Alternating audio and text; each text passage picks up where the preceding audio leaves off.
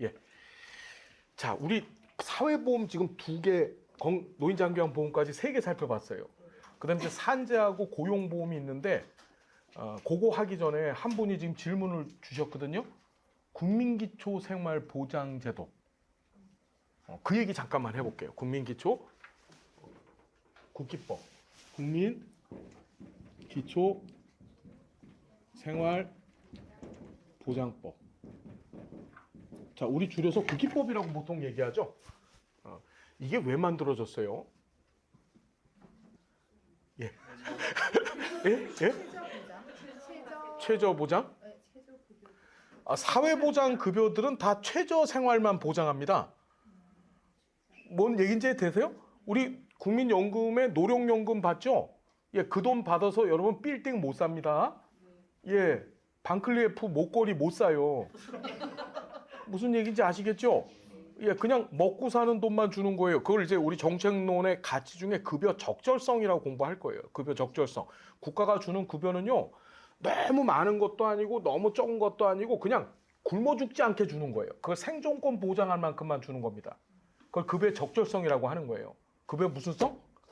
적절성. 자, 다시 이쪽을 보시면 이 국기법 역사 잠깐 얘기할게요. 이제부터 아마 강의가 시작이 되는 것 같은데, 자, 보시면 우리나라의 공공부조 제도의 시발점, 여기 아닙니다. 예, 이 공공부조의 시발점이 여기 나오는 1944년 조선 구호령이라는 거예요. 자, 사땡 조선 구호령. 다시 시작. 조선 구호령. 시험에 지금까지 한 3번 정도 나왔어요. 연도 기억합시다. 1944년 조선 구호령. 여러분, 이 조선 구호령은 일제시대 때 일제가 만든 거예요. 일본 그 조선 총독부에서 만든 법입니다. 어떤 일이 있었을까요? 우리나라 45년도에 해방이 됐죠. 45년 8월 15일 날. 이 44년은요, 일본이 최후의 발악을 하고 있었을 때였었습니다. 전쟁에서 이제 그 일본이 몰락을 하게 되어진 것이 그 미국하고의 그 미드웨이 해전이라고 들어보셨나요? 네. 일본이 미국의 하와이에 있는 진주만을 공격하죠. 그래서 미국이 이것들 가만 안 놔두겠다 해서 이제 미드웨이라고 하는 그 바다로 일본 군들을 끌고 들어와서 거기서 아주 반전멸을 시켜버렸습니다. 거기서부터 이제 태평양 전쟁의 이 전환이 이루어진 거예요. 일본이 밀리기 시작한 겁니다. 어쨌든 자, 그때 이것들이 최후의 발악을 하느라고 일본 놈들이 남자들은 징병이라고 해서 군대로 전부 끌고 갔어요. 징병. 여자 젊은 사람들은 어떻게 했을까요? 정신대라고 하죠. 정신대. 우리는 정신대 하면 이 성적 학대가 이루어졌던 정신대 할머니들을 생각하는데, 일반적인 이 당시의 정신대는 근로정신대라고 해갖고, 근로정신대라고 해서 이 군수품 만드는 공장에 이제 우리나라 젊은 여성들을 끌고 간 거예요. 그럼 어떻게 됐냐면, 우리나라는 그 당시까지만 해도 농업사회였거든요. 농사를 져서 먹고 사는 나라였었는데, 자, 그때 젊은 인력들이 남자, 여자가 다 나가니까 농촌의 젊은 인력의 공동화 현상이 벌어진 겁니다. 그러니까 막 아사자가 생기고, 농사를 못 지니까 아사자가 생겨나고, 노인들, 그 다음에 장애인들, 애들, 이런 사람들이 죽어나가는 일들이 막 벌어졌어요. 그래서 일본에서 지금 가뜩이나 전쟁에서 밀리고 있는데 자신들의 식민지 국가였던 이 조선마저도 그렇게 되면 이 동요가 있으면 안 되겠다는 판단 하에 처음으로 현대적 의미에서의 공공부조 제도를 도입했습니다. 이게 다시 한번 우리 시험에 나올 때는 우리나라 최초의 근현대적 의미의 공공부조 제도예요. 이게 조선구호령이. 그 조선구호령은요 어떻게 했냐면, 자, 저를 잠깐 보시면 18세 미만, 65세 이상, 임산부. 이 사람들이 어떤 특징을 갖고 있는 거예요? 18세 이상, 65세 미만, 65세 이상, 임산부. 그렇죠. 근로무능력자죠. 뭔 얘기인지 되셨어요? 그러니까 이 조선구호령에서는 근로무능력자만을 이 공공부조의 대상으로 본 겁니다. 사지육신 멀쩡하고 젊잖아요. 그럼 어떻게? 이 공공부주의 대상으로 보지 않았던 거예요. 이해됐나요? 자, 그러다가 우리나라가 해방을 했어요. 해방을 하고 나서 얘도 시험에 법제론에서 맨날 나오죠. 1961년도에 다시 1961년도 몇 년도예요? 61년도에 조선 고호령을 이 61년도에 폐지를 시켜요. 해방이 되고 나서도 이 조선 고호령이 계속 있었던 거야. 무슨 법을 만드냐면 생활보호법. 무슨 법이요? 생활보호법을 만듭니다. 생활보호법. 생활보호법도 우리나라 공공부조제도의 근간이 되는 법입니다. 우리나라 공공부조제도의 근간이 되는 것이 조선고호령 생활보호법이에요. 생활보호법에서도 그 공공부조의 대상을 누구로 봤을까요? 얘는 조선고호령의 영향을 받았어요. 그래서 어떻게 근로 능력 여부를 가지고 공공부조 대상을 정한 거예요. 그게 바로 뭡니까? 18세 미만 65세 이상 임산부 사지 60 멀쩡하면 그건 공공부조 대상이 돼야 안 돼요? 안 된 거야. 우리 앞에서 말씀드렸지만 이 빈곤을 포함한 우리 사회에서 발생하는 사회 문제가 있죠. 그 사회 문제 발생 원인은 뭐예요? 두 가지라 그랬죠. 개인적 차원과 사회 환경적 차원 두 가지가 있다 그랬었어요. 이 조선고호령이나 생활보호법은 이 빈곤의 문제를 해결하기 위한 공공부조 제도로 등장을 했는데 이건 문제 원인을 누구한테 본 걸까요? 개인한테 본 거죠. 왜냐하면 사지 60 멀쩡하잖아. 그리고 젊잖아. 그런데 얘가 가난하고 가난해. 밥을 못 먹고 사는 거야. 그럼 뭐야? 너 사지 60 멀쩡하잖아, 자식아. 근데 왜 일을 안 해? 이거 전부 네가 잘못된 거야. 뭔 얘기인지 이해가 됐나요? 다시 말해서 이 조선고호령이나 생활보호법에서 대상을 이렇게 정한 것은 이 공공부조의 대상을 이렇게 정한 것은 그 공공부조 제도가 도입되게 된 그 사회 문제의 원인을 누구한테 묻는 거야? 개인한테 묻는 겁니다. 개인. 네가 게을러 갖고 자식아 못 먹고 사는 거지. 이 사람들은 어쩔 수 없어. 근데 넌 사지 60 멀쩡한데 왜 못 먹고 살아? 이해됐나요? 그리고 나서 1997년에 IMF 사태가 터집니다. 여러분 IMF 사태 아시죠? 97년에 IMF 사태가 터졌어요. 기업들이 줄도산을 했습니다. 줄도산을 했어요. 그러면서 내가 멀쩡하게 일을 하고 싶어도 사회 구조적인 요인으로 인해서 일할 데가 없잖아요. 그죠? 나는 정말 일을 하고 싶어요. 먹고 살고 싶어요. 그래서 그럼에도 불구하고 사회 구조적인 요인으로 인해서 내가 일을 할 수 없고 빈곤에 빠진다는 것을 우리가 알게 된 게 97년 IMF 사태예요. 그래서 만들어진 법이 바로 국민기초생활보장법이에요. 다시 국민기초생활보장법. 국민기초생활보장법은 여러분 재정연도, 시행연도에 제정한 날짜까지 알아야 돼요. 얘는요 1999년 우리 1999년 배운 게 하나 더 있었어. 건강보험법. 그렇죠. 여러분 구구콘 먹어봤어요? 구구콘? 네. 이 구구콘은요 국민의 기초건강에 굉장히 안 좋아요.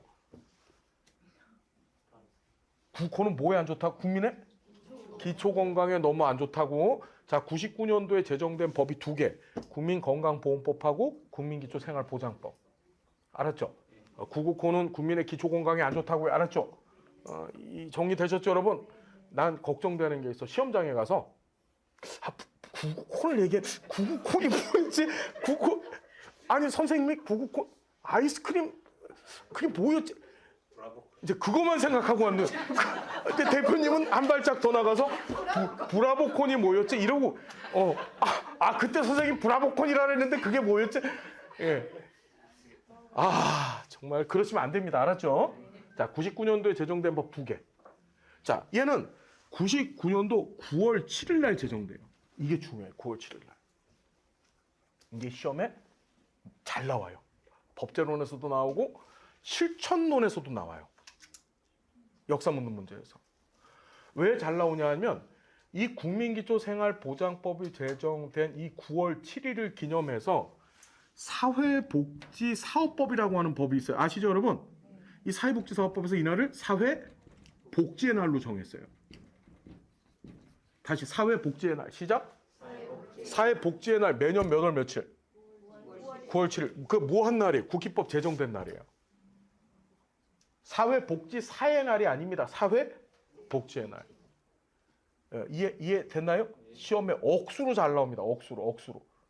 알았죠? 사회복지의 날 1999년도 9월 7일 날 국기법이 제정된 날을 기념해서 그날을 사회복지사업법상의 사회복지의 날로 정하였다. 오케이 바리? 그래서 자 이게 언제 또 시행이 되냐면 이듬해인 2000년 10월 1일부터 시행됐어요. 시행은 언제부터 됐다고요? 2000년 10월 1일부터 시행됐다는 것까지 기억해 두셔야 된다. 정책론에서 아주 잘 나온다. 자, 얘는 뭐냐면 빈곤의 발생 원인을 개인이 아닌 뭘로 보기 시작한 거예요? 세상이 잘못됐어. 사회가 잘못돼서 네가 가난한 거야. 그러니 더 이상 근로 능력의 유무를 볼 거야, 안 볼까요? 안 봅니다. 무슨 말인지 다시 근로 능력의 유무를 보지 않고 급여를 주게 돼 있는 거야. 이거 지워도 되죠, 여러분? 자, 볼게요. 이 국기법 얘기를 좀 해야 되는데 잘 좀 들어봐 주십시오, 여러분. 자, 이 국민기초생활보장제도에 가장 근간이 되어지는 용어가 있습니다. 얘는 법제론에서 이번 시험에 만나시게 될 거예요. 여러분, 수급권자라는 말 들어보셨어요? 수급권자. 다시 시작. 수급권자. 수급권자가 있고 수급자가 있어요. 수급권자가 뭐죠? 그렇죠. 수급권자는요. 국민기초생활보장제도상의 법에 이렇게 써 있어. 급여 받을 자격을 가진 자예요. 무슨 자? 자격을 가졌다는 얘기는 아직까지 급여를 받고 있어요, 안 받고 있어요? 받지는 못하고 있는 거야. 이해됐나요? 그럼 물어볼게요. 국민기초생활보장법상의 급여는 뭐예요? 국기법상 급여 종류가 몇 개 있어요? 그래, 한번 아는 대로 이거 누굴 보고 죽으래. 저분이 참 주거급여? 주거급여 또 의료급여 또 생계급여 또 교육급여 4개 나왔다. 지금 4개 또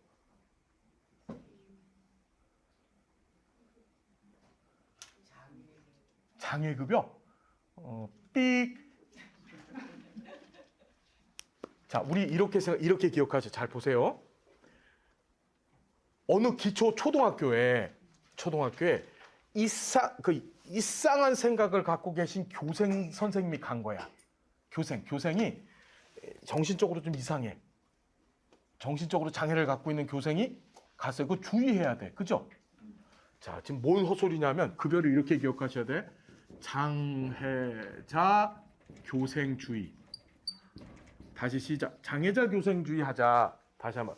장애자 교생주의 하자. 시작. 장애자 교생주의. 한 번만 더. 장애자 교생주의.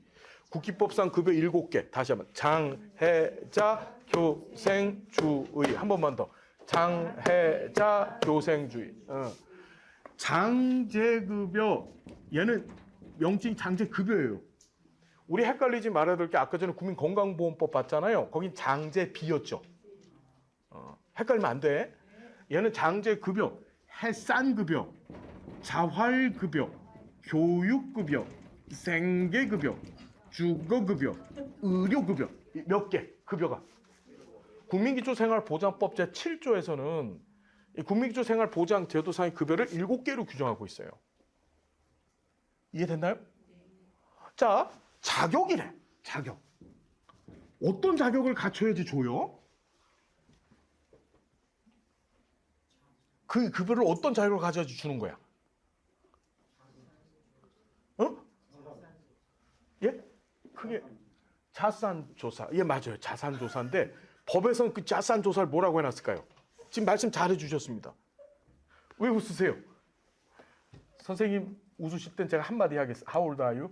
I'm sorry. 예, please. 자, 그래서 사실 자격 조건이 2개야. 자, 봐봐요. 생활보호법 때까지는 근로능력 유무를 받다 그랬죠. 18세 이상, 18세 미만이거나 즉 너무 어리거나 또는 65세 이상 너무 나이가 많거나 또는 임산부면은 일을 못 하잖아요. 그런 사람들이 급여 대상이었는데 여기선 그걸 없앱니다. 국기법은. 없앴어요. 그러면서 이때 자격 조건이 첫 번째가 부양 의무자 조건. 두 번째가 소득 인정액 조건. 다시 시작. 부양 의무자 시작. 부양 의무자. 한번 더. 부양 의무자. 부양 의무자가 뭘까요? 이제 오늘 우리가 자녀적, 제도적이라는 얘기 들어보셨어요? 그 얘기를 하면서 이 공공보조제도는 자녀적 개념이 반영되어진 사회보장제도예요. 이 자녀적 개념, 윌렌스키하고 르보라고 하는 사람이 구분을 해놓은 건데 이 자녀적 개념 학교에서 배우셨죠? 그게 뭐예요, 자녀적 개념이?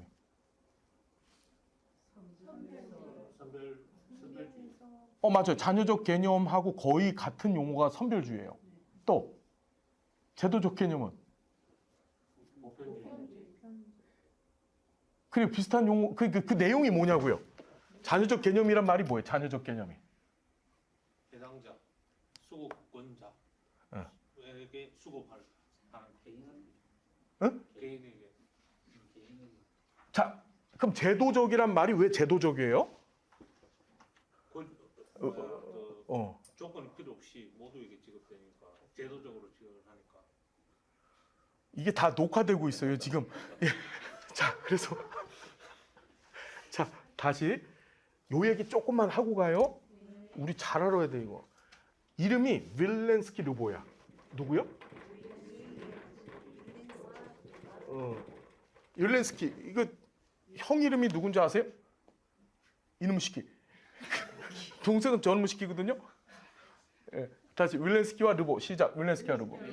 자, 요 학자가 뭐 하는 사람이냐면 구조 기능주의자라고요. 들어봤어요? 여러분? 구조 기능주의. 무슨 주의? 구조 기능주의가 뭘까요? 학자들마다 세상을 바라보는 시각이 틀려요. 우리가 구조주의란 말 들어보셨죠? 구조주의. 구조주의가 뭐죠? 구조주의. 구조주의. 우리 지역사회 복지론에서도 구조주의, 갈등주의 배우셨잖아요. 갈등이론, 구조이론, 구조주의론. 구조주의. 여러분 집을 짓잖아요. 집을 질 때 어떻게 좀 바닥에 기소를 놓고 기둥을 세우고 여기다 보를 놓고 요 사이에다 벽돌을 이렇게 싸서 집을 쳐. 그렇죠. 그때 구조물이 뭐냐면 요 바닥 기소, 기둥, 이 보를 구조물이라 그래요. 무슨 말인지 알겠죠? 영어로 structure. 구조물이에요. 구조물은 여러분 생각해봐요. 이 구조물이 없어지면 집은 없어지는. 내가 이 집을 빨간 벽돌로 돌려가고 빨간색 집을 줘놨는데, 요번에 좀 이제 그 학교에서 공직자 생활하다가 그만두고 이제 퇴직금 나왔으니까 그거 갖고 파란색 집으로 좀 바꿔봐야지. 이제 빨간색 벽돌을 뜯어내고 여기다 파란색 벽돌을 붙이는 거예요. 대신에 기둥하고 보는 건들면 돼야 안 돼요? 안 되죠. 자, 잘 들으세요. 구조주의를 주장하는 사람들은 어떤 얘기를 하냐면 이 세상에는 과거에도 그렇고 지금도 그렇고 앞으로도 그렇고 불변하는 변화되는 어떤 구조물이 있다. 무슨 말인지 돼요? 옛날에도 있었고 지금도 있고 앞으로도 계속 있을 구조물이 있다라고 보는 거예요. 자, 우리 지역사회 복지론 공부할 때 길버트와 스펙 기억나세요? 그 사람 구조주의자예요. 길버트와 스펙이. 걔가 뭐라고 얘기했냐면 여기 잠깐 봐요. 여기 좀 볼게요. 어머, 잘 지워져. 자, 그래서 그 길버트와 스펙이 어떤 얘기했냐면 생산, 이거 시험에 반드시 나오죠. 지역사회 복지론에서 이게 안 나오면 기적이야. 아니야, 그냥 나와. 기적도 안 일어나. 꼭 나와. 생산, 분배, 소비. 다시 뭐라고? 생산? 분배, 소비 기능을 수행하기 위해서 과거, 지금, 현재, 앞으로 미래도 계속 있을 제도가 하나 있는데 그걸 시장제도라고 얘기한 거예요. 시장제도. 경제제도라고도 하죠. 이건 인류가 만들어지고 있었어요. 처음부터. 지금도 있죠. 앞으로도 있을 거야. 왜 그러냐면 이 생산, 분배, 소비는 인간의 생존과 관련되어진 기능이에요. 인간은 생산해야 되고 근데 내가 생산한 거 갖고 내 생존 유지를 못 시켜요. 왜 그러냐면 여러분들은 쌀밥을 먹어야지 살잖아요. 밥을 먹어야 사는데 쌀 만들어 보셨어요? 쌀 생산해 본 적 있으세요? 없으시죠? How old are you? 이제 없으시단 말이야. 무슨 말인지 알겠죠? 이해됐나요? 그럼 뭐 해야 되냐면 우리 선생님 하시는 일이 뭡니까? 그 지금 물을 팔고 계세요. 이분이 지금 물을 팔아 갖고서 어떻게 그 돈을 그 시장에다가 물을 팔아서 그 돈 갖고 뭐라는 거지? 쌀을 밥을 사서 먹는 거야. 생산하고 뭐 하는 거지? 분배를 해서 소비를 해야 인간은 사는 거예요. 그걸 하기 위해서 만든 제도가 뭐라고? 시장 제도. 얘는 앞으로도 계속 있을 거예요, 없을 거예요? 계속 있어요. 두 번째가 사회화 기능이 필요해요. 사회화. 뭐나? 인간은 다 누구든지 죽죠. 죽어요. 안 죽는 사람 있어요, 여기서? How old are you? 지금 다 죽는단 말이에요. 무슨 말인지 이해됐죠? 그럼 어떻게 하냐면 내가 사용했던 언어나 내가 사용했던 문화를 후손한테 전달해 줘야 우리 사회가 계속 이어져 가요. 그걸 사회화라 그래요. 이걸 하기 위해서 인간이 만든 제도를 가족제도라고 하는 거예요. 가족제도. 가족의 1차적 기능이 뭐예요? 사회화 기능. 이거 시험에 반드시 나옵니다. 세 번째가 바로 뭐냐면 사회 통제 기능이에요. 무슨 통제 기능? 사회 통제라는 것은 이런 거죠. 우리 사회를 가만히 내버려 두면 어떤 일이 벌어지냐면 힘센 놈은 힘 약한 놈한테 자, 예를 들어서 둘 중에 누가 더 힘이 세 보여요? 저하고? 이쪽이 더 힘세 보이세요? 그럼 이 힘센 사람이 나한테 너 갖고 있는 것 좀 내놔봐. 그럼 어떻게 해줘? 줘야 되는 거예요.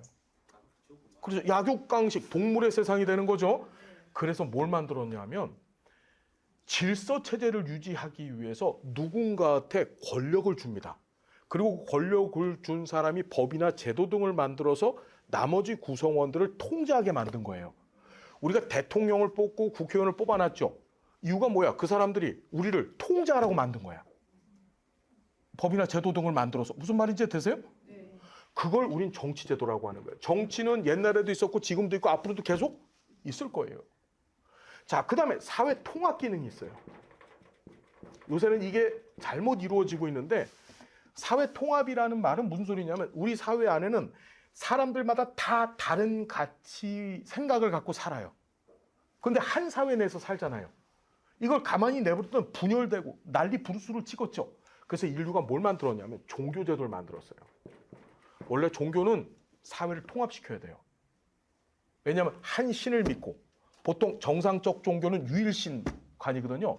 한 종교를 믿고 그 종교 안에서 구성원들을 하나로 묶어줘야 돼. 근데 요새 우리나라는 그게 잘못됐죠. 종교가 없어서 분열을 시키고 앉아 있어요 지금. 제 기능을 못하는 거야. 다시 사회통합 기능 수행하기 위해서 만든 게 뭐라고? 종교. 그 다음에 상부상조 기능이에요. 여러분 상부상조가 뭐죠? 자, 여러분 사회복지를 한번 얘기해 볼까요? 사회복지가 무슨 뜻이에요?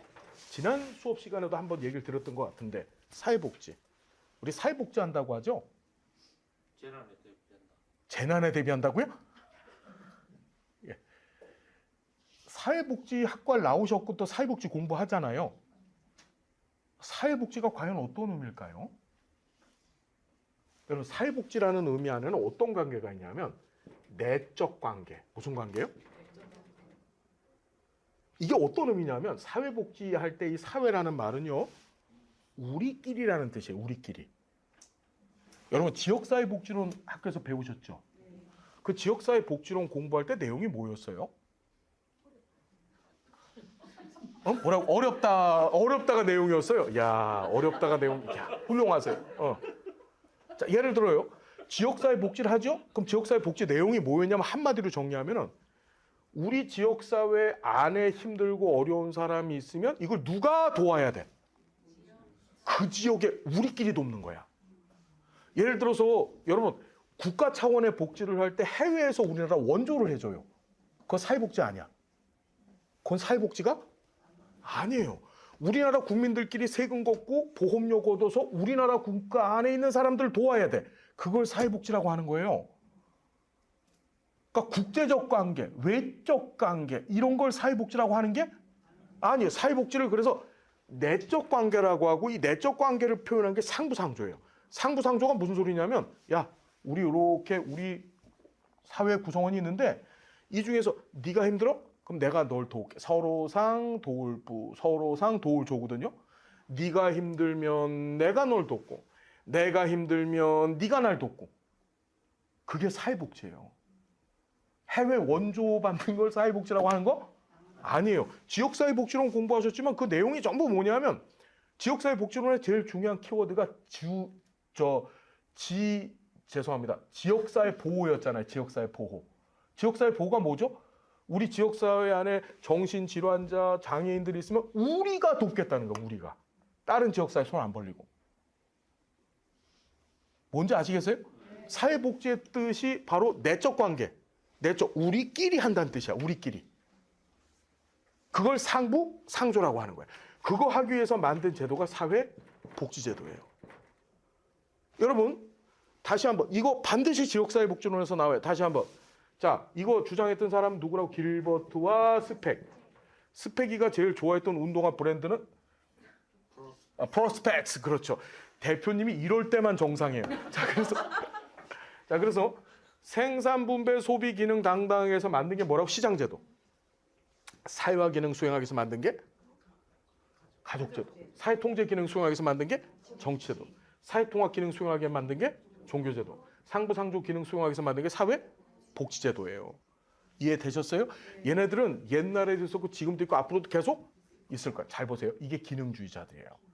이 길버트하고 스펙한테 영향받은 게 윌렌스키 르보예요. 그 윌렌스키 르보가 그래서 사회복지를 기능에 따라, 뭐에 따라? 기능에 따라 자녀적, 제도적으로 구분한 거예요. 이름이 누구라? 길버트와? 윌렌스키와 르보. 자녀적 사회복지, 제도적 사회복지. 자, 그 얘기가 뭔지 지금부터 들어봐야 돼요. 시장의 주기능은 생산, 분배, 소비인데 얘가 부수적으로 하는 사회복지적 기능이 있어요. 시장 안에 기업들이 있잖아요. 기업들이 생산하고 막 분배도 하다가 돈이 좀 남으면 후원금도 내고 공동모금에 돈도 좀 내죠. 그게 기업의 시장에서의 사회복지 기능이야. 가족들도 사회복지적 기능을 해요. 가족들도.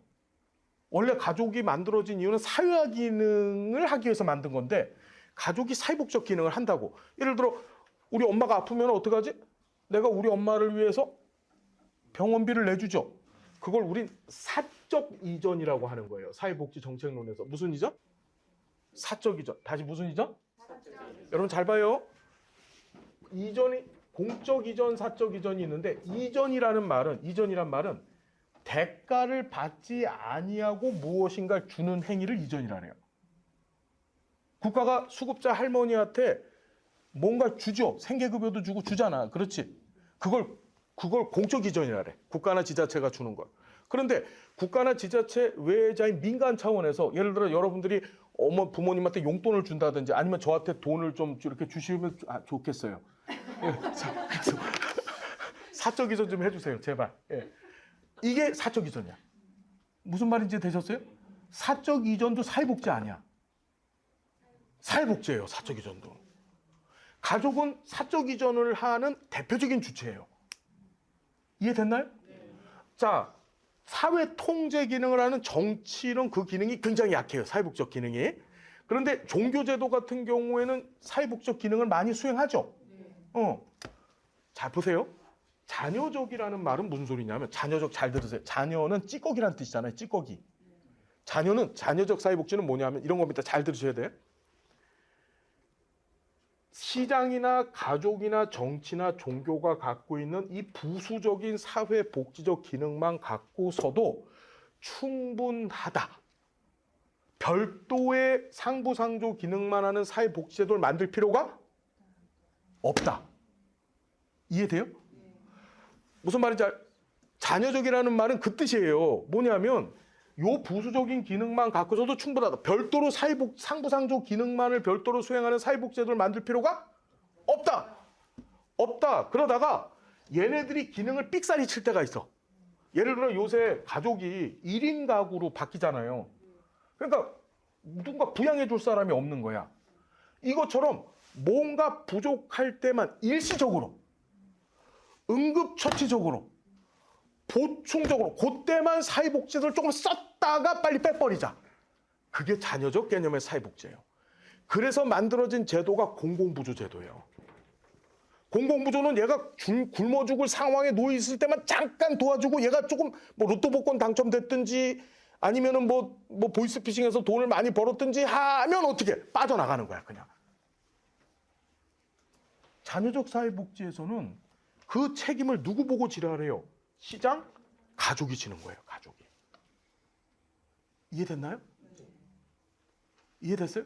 그런데 왜 제도적 사회복지라는 표현을 썼냐면 이 제도라는 것은 이런 제도들과 동격으로 같은 격으로 별도의 상부상조 기능만 하는 사회복지제도를 만들어야 된다. 그게 제도적 사회복지예요. 제도적 사회복지는 다시 한번 얘네들하고 같은 격으로 그냥 상부상조 기능만 전담하는 사회복지제도를 만들어야 된다. 그게 바로 제도적 사회복지. 그래서 제도적이란 말을 쓰는 거예요. 여러분 무슨 말인지 되세요? 이 제도적 사회복지에 의해서 만들어진 제도가 바로 이 사회보장제도가 사회보험제도하고 사회수당제도예요. 자, 여러분 정리되셨죠? 잘 보십시다. 이 공공부조제도는 앞에서 말씀드렸지만 자녀적 개념이 반영됐거든요. 자녀적 개념. 여기 부양의무자를 말씀드리려고 나온 건데 부양의무자가 누굴까? 바로 이 가족의 범위예요. 가족의 범위. 자녀적 개념이 반영된 게 공공부조제도라 했잖아요. 그죠? 그때 가족을 어디까지 가족을 다 줘야 되고 그 가족이 책임져야 되냐. 그게 법 명칭도 부양의무자야. 부양에 대한 책임을 갖고 있는 사람이에요.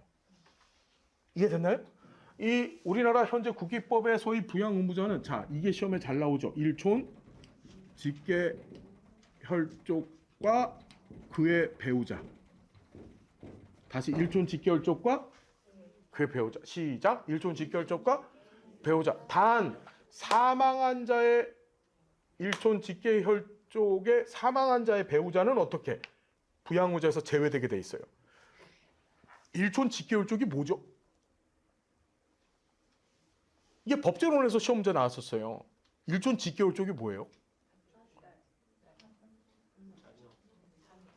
우리나라 민법에서 가족편에서 직계, 반계, 혈족 규정을 다루고 있어요.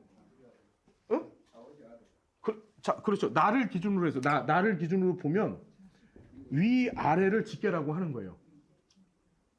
자, 우리 아버지가 있고 우리 어머니가 있잖아요. 아빠는 나의 부양의무자, 안 부양의무자. 엄마는 나의 부양의무자, 안 부양의무자. 나는 우리 아빠의 부양의무자, 안 부양의무자. 나는 우리 엄마의 부양의무자, 안 부양의무자. 그런데 여기 누가 붙냐면 내 배우자가 붙어요. 예를 들어서 며느리나 사위도 부양의무자에 아니에요. 맞아요. 손자는 부양의무자가 아닐까요? 일촌이라 그랬잖아요. 일촌. 일촌이니까 요 한 단, 요거만 얘기하는 거예요. 요 한 단계만. 우리 아버지하고 내 자식하고, 그러니까 우리 아버지의 손자죠. 손자하고는 이촌 관계죠. 뭔 얘기인지 되셨어요? 다시 일촌 직계. 그래서 시험 문제 뭐라고 나왔냐면 며느리 사위도 부양의무자, 안 부양의무자? 부양의무자예요. 이해됐죠? 그래서 이런 부양의무자가 없거나 또는 부양 능력이 없어요.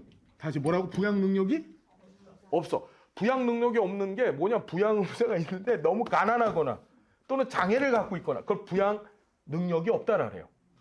마지막으로 부양을 받을 수 없는 경우. 자, 세 가지 경우예요. 부양을 받을 수 없는 경우. 다시 뭘 받을 수 없는 경우? 자, 경우가 세 가지야. 부양의무자 조건은 세 가지. 부양의무자가 아예 없거나 또는 부양 능력이 없거나 또는 부양을 받을 수 없는 경우. 부양을 받을 수 없다는 게 무슨 뜻일까요? 우리 자식이 보통 자식이 부양을 하겠죠. 근데 자식이 멀쩡한데 사지육히 멀쩡한데 이게 해외 이민을 가버리거나 또는 감옥에 가 있는 거야. 감옥에.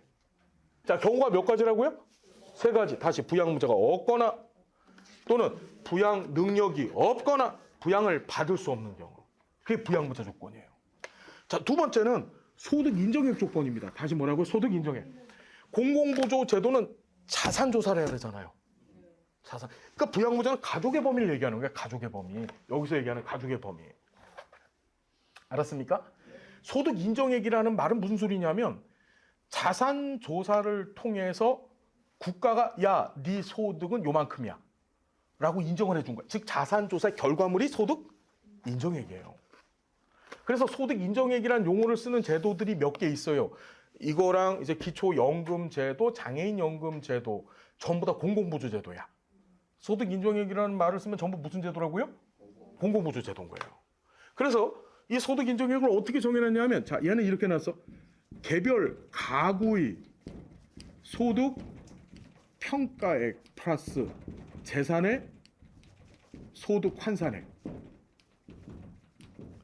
자, 뭘 봐? 가구 걸 봐요. 뭘 본다고? 가구 거. 등본상의 가구 구성원 걸 봐요. 가구 구성원의 소득 평가액이 뭘까요? 이 가구 구성원이 얼마 버는지. 이해됐나요? 응. 두 번째가 재산의 소득 환산액이야. 갖고 있는 재산을 뭘로 바꿔요? 돈으로? 바꿔보는 거야. 내가 갖고 있는 건물, 땅, 그 다음에 자동차 이런 거 있죠? 그걸 전부 돈으로 바꿔보는 거야. 우리 저 목동 아세요? 서울에? 거기가 그 목동에 가면 아파트가 많아요. 근데 그 목동에 가면 어떤 일이 지금 벌어지고 있냐면 노인들이 많이 살아요. 그분들은 뭐가 없지? 소득 평가액. 부부끼리 살면서 소득 평가액이 극도로 적은 거예요. 무슨 말인지 알겠죠? 그런데 목동 아파트 하나에 몇십억씩 되잖아요. 그걸 돈으로 바꿔보니까 재산의 소득 환산액이 재산을 소득으로 환산 바꿔본 거거든. 그게 엄청나. 그러니까 집을 팔기 전에는 수급권자가 될 수 있어요, 없어요? 못 되는 거야. 다시 두 가지 조건.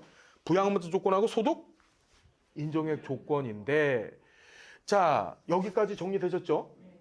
요걸 완성을 하는데 신청을 해야 돼. 뭘 한다고요? 자, 우리나라는 사회보장기본법 제11조 규정에 따라서 모든 사회복지 관련된 급여는 신청제예요. 내가 자격을 갖췄다 할지라도 신청 안 하면 안 줘요. 무슨 말인지 알겠습니까? 신청을 해야 돼. 신청을 누가 하냐면 본인, 수급권자 본인 또는 친족, 다시 제가 불러주는 대로 정리하셔야 돼요. 수급권자 본인, 친족, 이해 당사자가 신청을 하게 돼 있어요. 무슨 말인지 알겠죠? 다만 직권 신청권이 있어요. 무슨 권? 직권이라고 하는 것은 해당 직무를 수행하는 조건으로 수급자 대신 신청을 하는 거야. 그게 사회복지 전담 공무원이에요. 전담 공무원은 무슨 권 갖고 있다고? 직권 신청권 갖고 있어. 자, 전부 다 썼죠? 자, 그래서 그렇게 본인 또는 친족, 이해 당사자, 그 다음에 사회복지 전담 공무원이 직권 신청하는 거야. 이해됐나요? 그러면 뭐 되냐? 수급자가 돼요. 우리 시험에 정말 많이 나오는 것이 수급권자와 수급자를 구분하는 문제가 나와요. 수급권자, 수급자. 이해됐죠? 자, 수급자는 뭐지? 급여 받는 자. 이 두 가지 조건을 충족해서 신청하면 수급자가 돼서 수급자가 되면 급여를 받게 되는 거예요. 장애자 교생주의까지 정리하시고 자, 무슨 말인지 이해가 됐죠? 자, 그때 자, 요거 지워도 돼요? 예. 지금 얘기 잘 쫓아오셔야 돼. 이거 하면 정책론하고 법제론 세 문제 풀고 가는 거예요, 지금. 지울게요.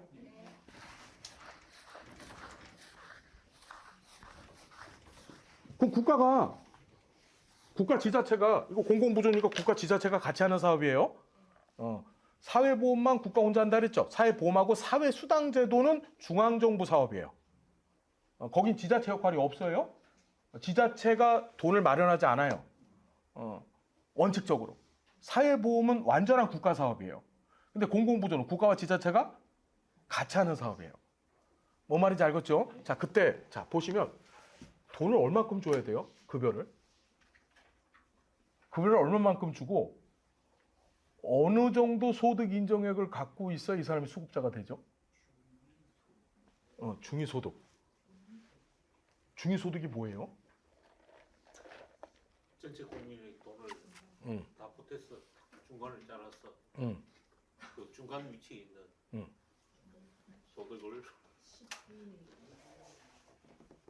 10분이 5분이 그 10분위, 5분위는 중위소득을 결정하는 조건이 아니고 소득의 불평등 척도예요.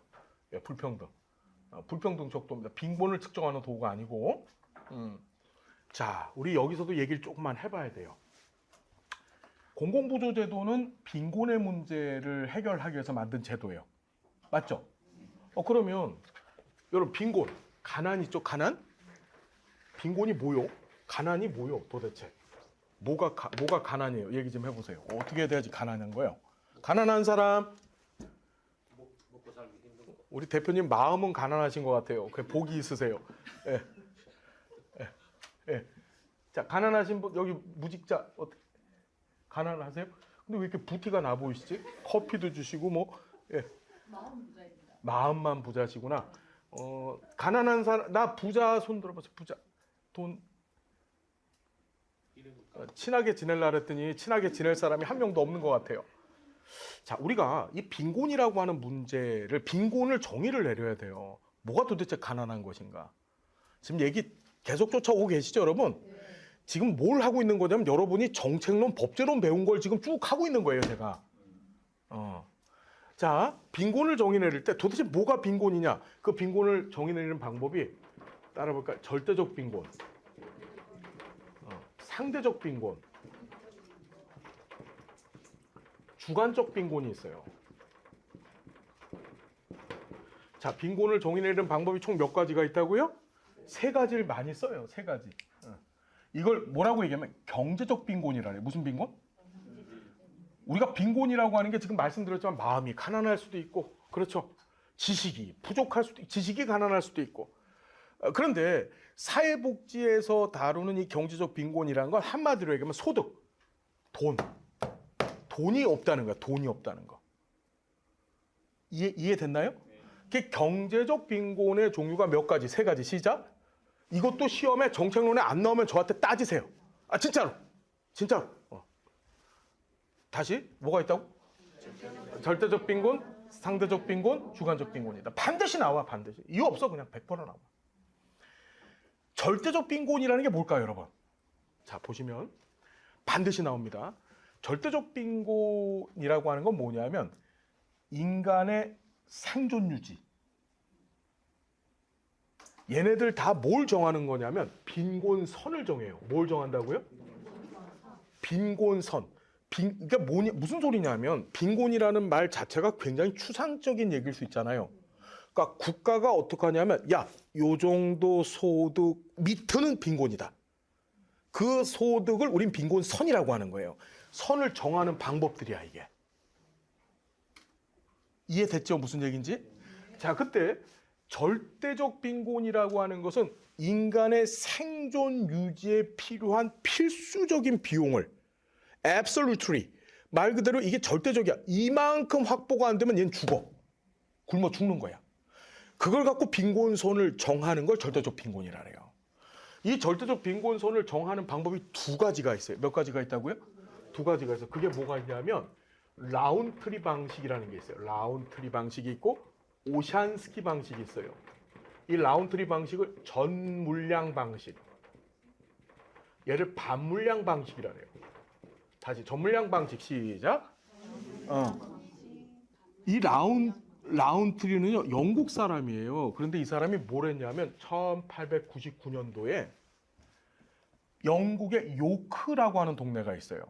영국의 제일 큰 동네가 런던, 그다음에 요크, 그다음 맨체스터, 뭐 이런 순서인데 그 영국엔 요크가 있고 미국엔 뉴요크가 있죠. 영국에 햄프셔가 있고 미국엔 뉴햄프셔가 있어요. 미국에 뉴자 붙어 있는 동네들은 전부 영국 지명 따온 거예요. 그 영국의 요크도 미국의 뉴욕처럼 이 금융 쪽으로 발달한 도시예요. 근데 어떻게 했냐면 이 라운트리가 요크라고 하는 동네를 대상으로 빈곤 실태 조사를 합니다. 뭘 했다고요? 빈곤 실태 조사. 빈곤 실태 조사라고 하는 게 요크에 있는 동네의 가난한 사람들, 이 노동자들을 대상으로 해서 가난의 정도를 파악해 본 거야.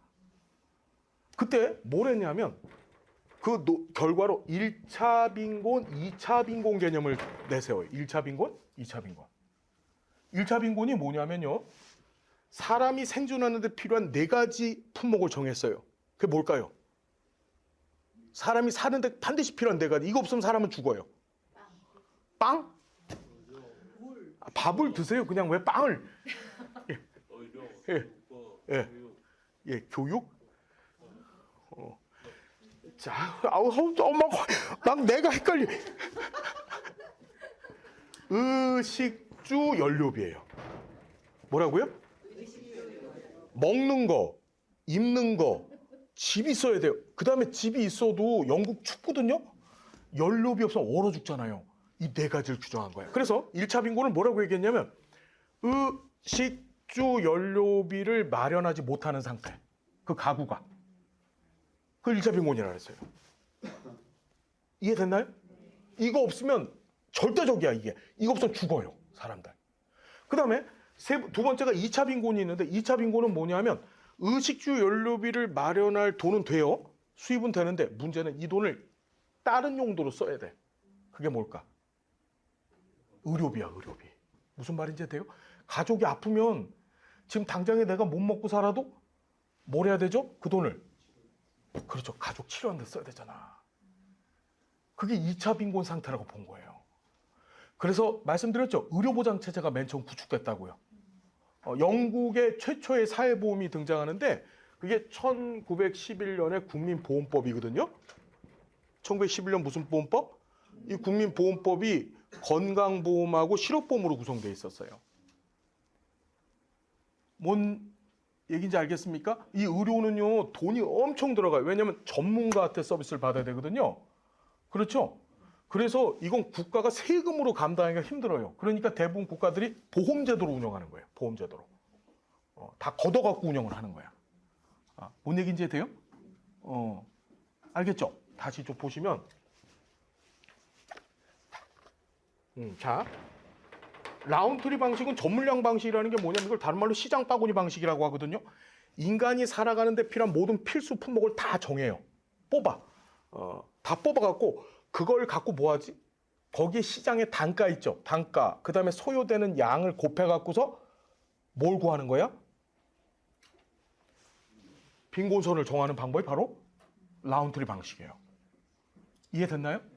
자, 두 번째가 오션스키 방식인데 그럼 라운트리 방식의 가장 치명적인 문제는 뭘까요?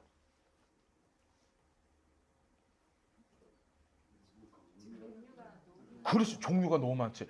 우리나라가 2015년도 6월 말까지는 절대적 빈곤에 근거한 라운트리 방식 갖고서 빈곤선을 정했었어요. 그게 최저 생계비야.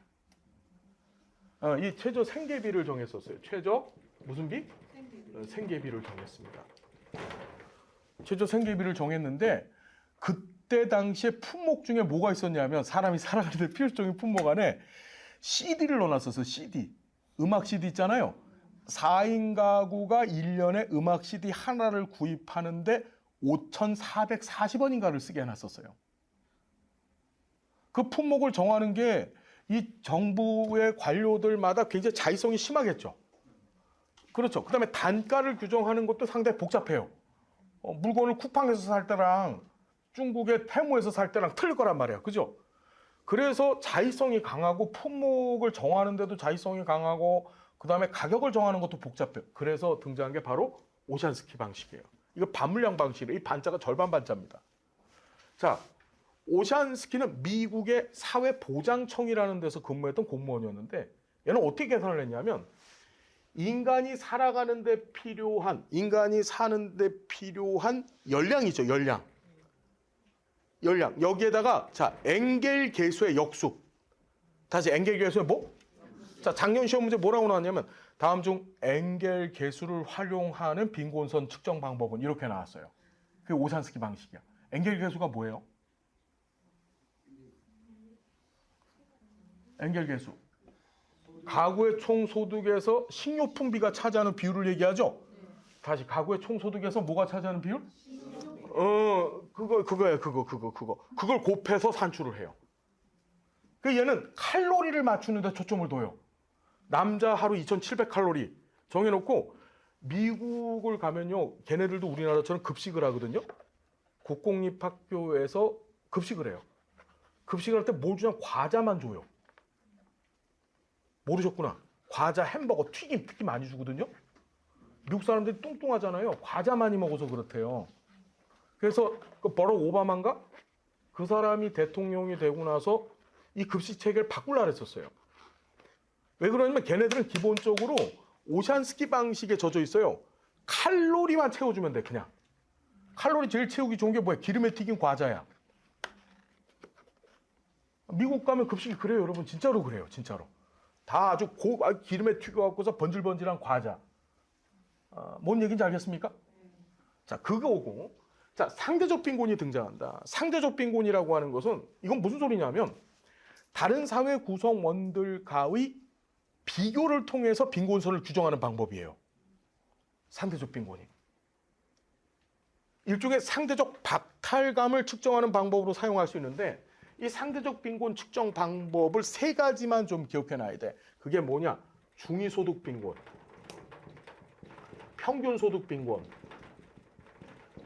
타운젠드 방식.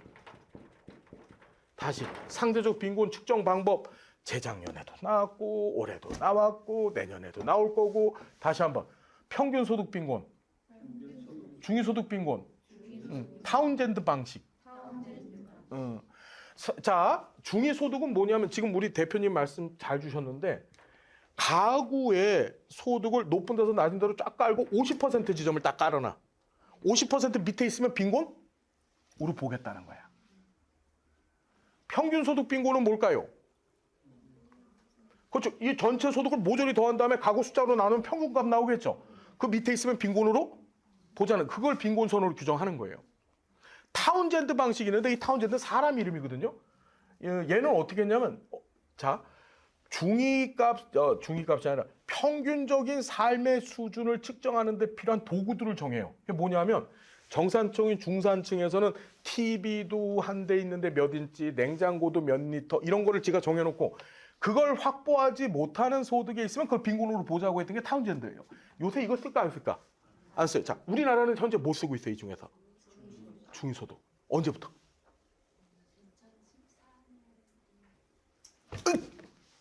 2015년 7월 1일부터 중위소득 빈곤을 쓰는 거예요. 여러분 중요해요. 송파 세모녀 자살 사건 아세요? 그거 터지고 나서 사회보장 급여 이용 제공 수권자 발굴에 관한 법률이 제정이 됐고 국기법이 2014년 12월 30일 날 개정을 해요. 기존에는 뭘 썼어? 라운드트립 방식 썼었어요. 그 최저생계비를 갖고서 대상자를 정하고 뭘 정했어요? 최저생계비 밑에 있으면 수급권자가 되는 거야. 그 다음에 최저생계비만큼만 보장해 주는 거야. 대상자를 정하고 급여 액수를 보존하는데 최저생계비를 썼었어. 근데 지금은 뭘 쓰는 거예요? 기준 중위소득을 쓰는 거예요. 그래서 시험 문제 맨날 나오는 것이 우리나라 현재 공공부조 제도에서 무슨 빈곤 쓴다? 상대적 빈곤. 상대적 빈곤. 아시겠습니까? 언제부터? 2010? 내가 7월 1일부터. 알았습니까? 2014년도 12월 30일 날 바뀐 법이 그 이듬해인 2015년 7월 1일부터 시행됐어요. 오케이, 바리? 예, 바리. How old are you? 자, 너무 궁금해. 자, 그 다음에 주관적 빈곤이 있어. 이 주관적 빈곤은 하나만 기억해. 하나만 딱 기억하면 돼. 라이덴 방식이라는 게 있어요. 무슨 방식? 주관적 빈곤은 너 가난하니? 네, 가난해요. 얼만큼 소득이 있어야지 가난하지 않을까? 그래도 한 달엔 10억은 벌어야 되지 않을까요? 그걸 빈곤선으로 정하는 거야. 시험에 나오는 것이 빈곤은 주관적으로도 측정할 수 있다. 있습니다. 그 대표적인 방식이 네덜란드 라이덴 대학교라는 대학교가 있거든요. 거기서 처음으로 한 거예요. 이게 네덜란드에 있는 학교 이름입니다. 정리되셨죠? 자, 우리나라는 무슨 빈곤? 중위소득을 기반으로 한 상대적 빈곤 개념을 언제부터 쓰고 있다고? 2015년부터 쓰고 있는 거예요. 이걸 갖고 도대체 뭘 하는데? 중위소득 갖고. 뭘 하는데? 자, 뭘 하는데 이거 갖고? 이것까지만 하고 쉽게요. 자, 이거 중요해요.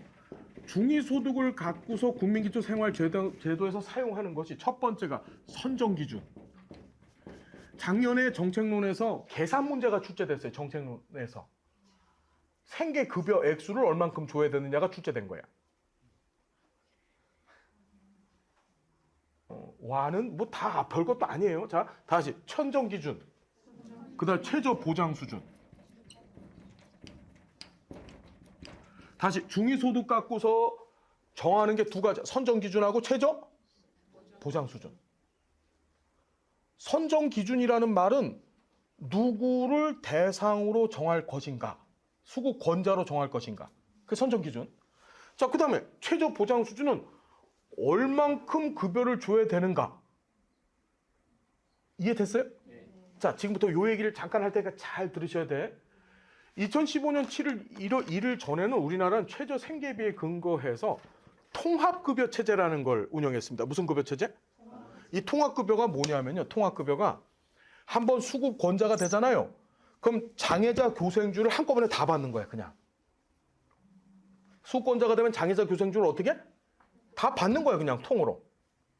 그런데 2015년 7월 1일부터 개별 맞춤형 급여 체계. 다시 뭐라고요? 이 개별 맞춤형 급여 체계는 뭐냐면 주거급여는 받는데 생계급여 안 받는 사람도 있고. 무슨 말인지 알겠죠? 이런 식으로 맞춤형으로 7가지 급여를 받는 것도 있고 안 받는 것도 있고. 그게 언제부터 그렇게 됐다고? 2015년 7월 1일부터 바뀐 거예요, 그렇게. 이해됐나요? 자, 그러면서 자 보십시오. 이거 지워도 되죠? 작년에 이 퍼센트 묻는 문제가 나왔어요. 잘 보세요. 자, 우리 장애자 교생주의라 그랬잖아요.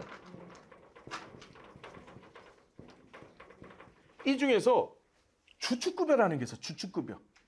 주축급여가 생주의야, 생주의. 밑에 생계급여, 주거급여, 의료급여. 이거는 없으면 죽어요, 사람이. 아, 교육이야 뭐 우리 지금도 공부 안 하는데 뭐 그죠? 예, 예, 그렇죠.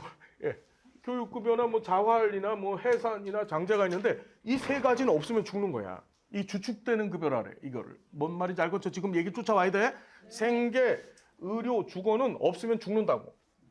자, 얘를 어떻게 냈냐면 생계급여는 기준 중위소득의 32%. 몇 프로? 기억해야 돼. 이거 요번에도 안 바뀌었어. 정말 감사하죠. 작년에 이게 나왔거든. 몇 프로? 32%.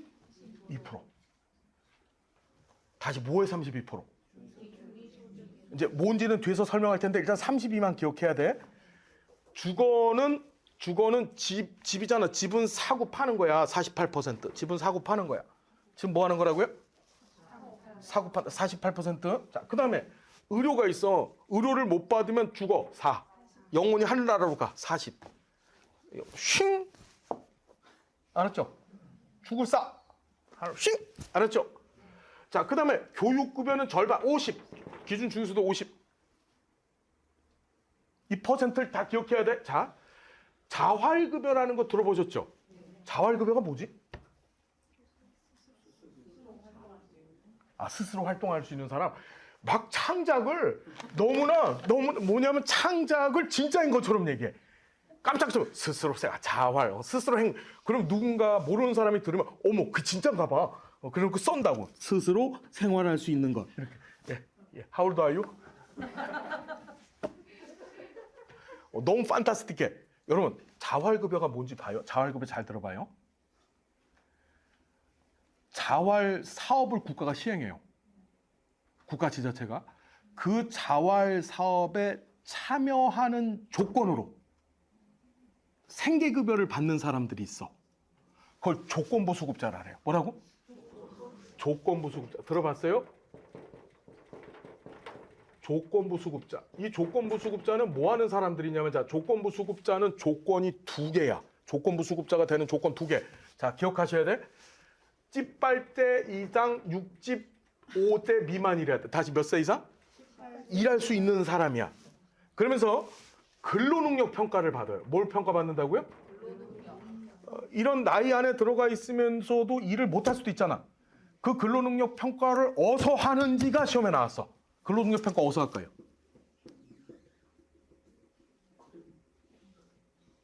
얘가 장애도 없고 일할 수 있다. 예를 들어서 내가 한 30살 됐는데 내가 일을 하기 싫은 거야.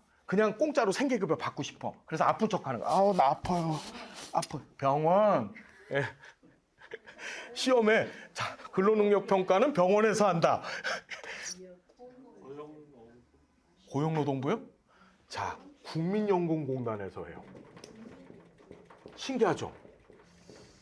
국민연금공단은 우리 앞에서 국민연금법상 급여 중에 장애연금이 있었다 그랬잖아요. 그 장애연금을 지급하기 위해서 자체적으로 장애 평가를 하거든요. 그러니까 걔네는 시군구에서 등록된 장애인이 아니고 국민연금은요. 국민연금공단에서 자체적으로 1에서 4등급까지 줘요. 공단에서. 그거 하려고 국민연금공단 지사 내에 의사, 간호사가 배치돼 있어. 그 사람들이 평가해 주는 거야. 그러니까 근로능력 평가 어디서 한다고요? 국민연금공단 지사에서 해요. 이게 시험에 나왔다고 이게. 신기하잖아. 그러니까 내는 거야 이게. 이게 국민기초생활보장법 시행령이 그렇게 돼 있어요. 국민연금공단에서 대행한다 이렇게. 이해되셨죠? 무슨 얘기인지? 응. 그래서 다시 이쪽 봐봐요. 이 조건부 수급자가 자활사업에 참여하는 조건으로 생계급여를 주는 거야. 너 일해. 그래서 생계급여 줄 거예요. 이 두 조건을 갖고 있는 사람들이. 그 자활급여. 조건부 생계급여. 조건부 수급자. 알겠죠? 그 다음에 해사는 아기 낳는 거. 장제는 뭐죠? 우리가 앞에 장제, 건강보험에 장제비 배웠죠? 얘는 장제급여야. 장제비, 장제급여. 알았죠? 장제급여는 죽잖아요. 죽으면 장사를 치른 사람한테 주게 돼 있어요. 요새는 이 수급자분들이 부양의무자가 많이 없거든요. 노인들이 되면 부양의무자가 없어. 그럼 주로 어떻게 하냐면 정부가 반강제적으로 양로시설, 요양시설을 보내요. 수급자 할머니들, 할아버지들. 그럼 대부분이 거기서 돌아가죠. 양로시설이나 요양시설로 돌아가시면 원장님들이 장사를 치러요. 그리고 행정복지센터 가서 청구하면 돈으로 줘요. 그게 장제급여예요. 뭔 말인지 아시겠습니까, 여러분? 자, 얘는 퍼센트가 없어. 왜 없냐면, 봐요. 자활급여는 자체가 생계급여잖아. 없고, 얘네 둘은 생주의를 받으면 저절로 장제해산을 받아요. 다시, 생계주거의료급여 수급자가 되면 뭐를 받을 수 있다고? 장제나 해산은 저절로 받는 거예요. 얘는 퍼센트가 없어. 자, 지금부터 계산 문제 나온 걸 갖고 얘기를 해볼 테니까 쫓아오셔야 돼. 잘 들어봅시다. 중위소득 갖고, 기준 중위소득 갖고 선정기준, 대상자를 정하고 최저보장 수준 정한다 그랬잖아요. 자, 이런 거예요. 예를 들어서 가구의 중위소득이에요. 가구. 우리나라 가구의 중위소득을 쭉 깔았을 때 50% 되는 지점이 예를 들어 300만 원이다. 한 달에. 이게 기준 중위소득으로 이렇게 정한 거예요. 300만 원. 50% 되는 지점이. 이해됐나요? 그러면 여기 볼게요. 생계급여 같은 경우 32%라, 기준 중위소득이 32%야. 그러면 여기에 32%가 되니까 요 금액이 어떻게 되겠어요? 우린 그 계산이 안 되죠, 지금? 3, 3, 9, 3, 2, 6, 96만 원. 300에 32%는 얼마죠? 아니 300에 32%는 얼마예요? 96만 원이죠. 그러니까 여기 96만 원이 되는 거야. 잘 보세요. 선정 기준은 가구의 소득 평가액과 재산의 소득 환산액이 얼마인 사람들. 96만 원이 안 되는 요 밑에 있는 사람들이 뭘 받을 수 있는 거지? 생계급여를 받을 수 있는 거야. 생계급여 수권자가 되는 거야. 이해돼요? 무슨 얘기인지? 네. 이해됐죠? 네. 자, 여기 보시면 선정 기준은 이하야. 이하. 논하? 요 96만 원 밑에 있는 사람들이 요 96만 원을 포함해서 요 밑에 있는 사람들이 선정 기준 대상이 되는 거예요. 생계급여 선정 기준. 그럼 하나 물어볼게요. 주거급여는 어떤 사람들이 받는 거예요? 300만 원으로 계산하면 3, 4, 12. 얼마예요, 그러면? 깜짝 놀라. 지금 12만 원이라는 사람이 있어요. 300만 원의 40%가 120만 원이죠. 그러니까 120만 원 가구의 재산의 소득 환산액과 소득 평가액이 120만 원 밑에 있는 사람들, 그 가구가 뭐가 되는 거예요? 그 가구가 주거급여 수급권자가 되는 거예요.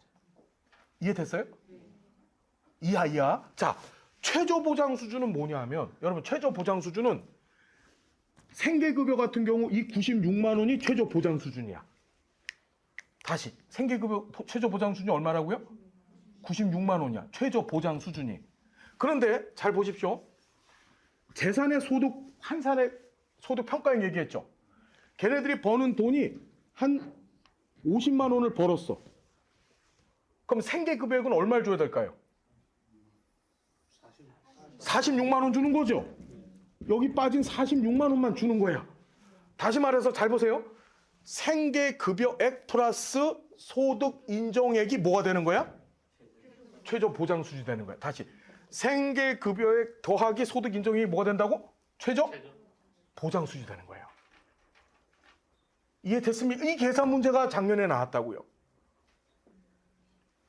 이해됐습니까, 여러분? 그래서 최저보장 수준은 이상 줘도 돼요. 왜 그러냐면 지자체마다 각 조례 근거해서 더 줘도 돼요. 최저보장 수준 더 끌어올릴 수 있다고. 자, 여러분 이거 확실히 이해돼요? 기준 중위소득 갖고 선정 기준하고 최저보장 수준 정한다고 알았죠? 최저보장 수준이 있고 작년 시험 문제가 생계급여액 산정하는 문제가 나왔었어요. 할 수 있겠죠? 요거 이거가 재작년하고 바뀌질 않았거든요. 이게 왜 안 바뀌었냐면 이렇습니다. 이 기준 중위 소득이 정해져야 선정 기준하고 최저 보장 수준이 나오잖아요. 근데 이거를 어떻게 했냐면 내년도 거를 매년 8월 1일까지 공포하게 됐어요. 몇 월까지? 지금 공포됐어요, 안 됐어요? 여러분들 복 받은 거야. 이게 윤석열 정부 때하고 하나도 안 바뀌었어요. 그대로 가는데 대신에 뭘 해줬냐면 기준 중위 소득 값을 올려줬어.